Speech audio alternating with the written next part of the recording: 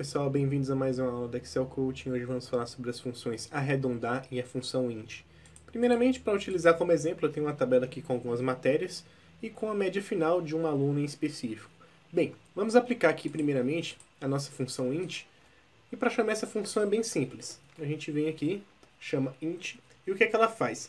Ela vai arredondar, ou mais especificamente retornar, o número inteiro da célula que escolhemos. Neste caso aqui, temos uma célula que trabalha com números decimais. A gente utiliza essa função int e o resultado dessa função é sempre um valor inteiro, que é o valor da nossa célula sem os nossos números decimais. Então essa função é interessante para quando queremos ter resultados inteiros em nossas somas, em nossas médias, enfim. Já a função arredondar é um pouco diferente.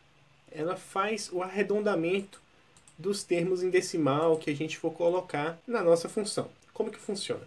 Ela se chama arred, e o que que ela faz? Ela precisa primeiramente de um parâmetro que é a nossa célula, que é um número qualquer, em decimal, claro. A gente vai aqui e seleciona a nossa célula. Vamos agora digitar um número de dígitos. Esse número de dígitos diz a respeito da quantidade de casas decimais que ele vai ignorar ou que ele vai representar. Por exemplo, se eu colocar aqui uma casa decimal, o que vai acontecer? Ele vai arredondar essa média em uma casa decimal apenas. Então aqui, o 7.9 não teve alteração alguma, já o 6.465 teve sim uma alteração, que foi arredondado para 6.5.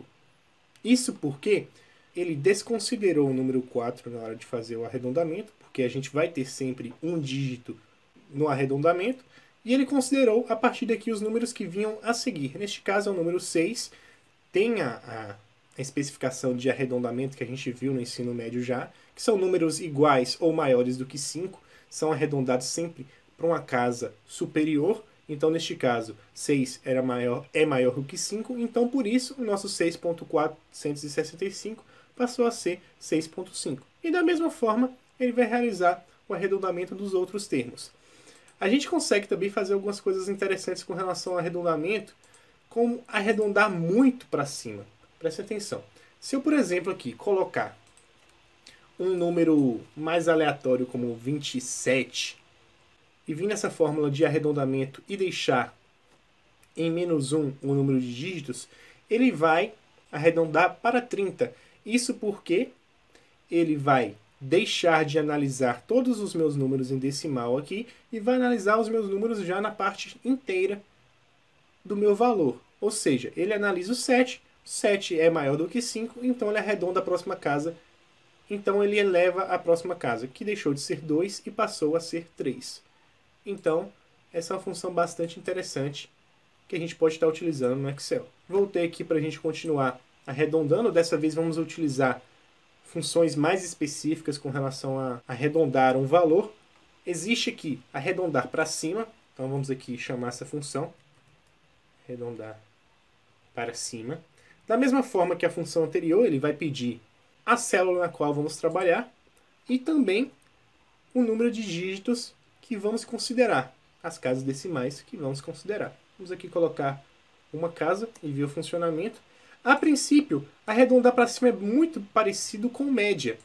Isso porque estes exemplos aqui estamos utilizando valores sempre acima de 5. Mas se, por exemplo, eu vier aqui e colocar um 8,229, o arredondamento vai passar a ser 8,2. Já o arredondar para cima, ele não vai considerar essa nossa segunda casa decimal, e ele vai levar todas as nossas primeiras casas decimais sempre para um valor acima, exceto quando a gente estiver trabalhando com zero, como por exemplo 7,9 ou 6,4. Ele mantém o mesmo valor.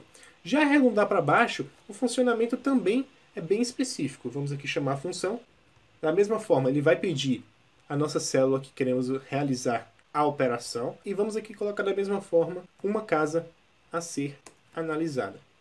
Vamos aqui aplicar para todas as células e vamos ver aqui que, diferentemente do arredondamento ou do arredondamento para cima, ele sempre vai arredondar esses valores para baixo. Não significa que ele vai arredondar um 7,9 para um 7,8. Arredondar para baixo é manter o seu valor na mesma casa. Então, como por exemplo, aqui a gente tem 8,229, que no arredondamento foi para 8,2, quando arredondamos para cima foi para 8,3, já dessa vez ele foi arredondado para baixo e permaneceu em 8,2. Então os valores vão permanecer. Então depende muito do exemplo que você quer utilizar. Por exemplo, para a média final, as pessoas geralmente usam o arredondamento para cima ou o arredondamento normal. A gente geralmente não trabalha com inteiros porque, em média final, cada décimo é importante. Então, como eu disse, vai depender daquilo que você quer. Outro exemplo é porcentagem.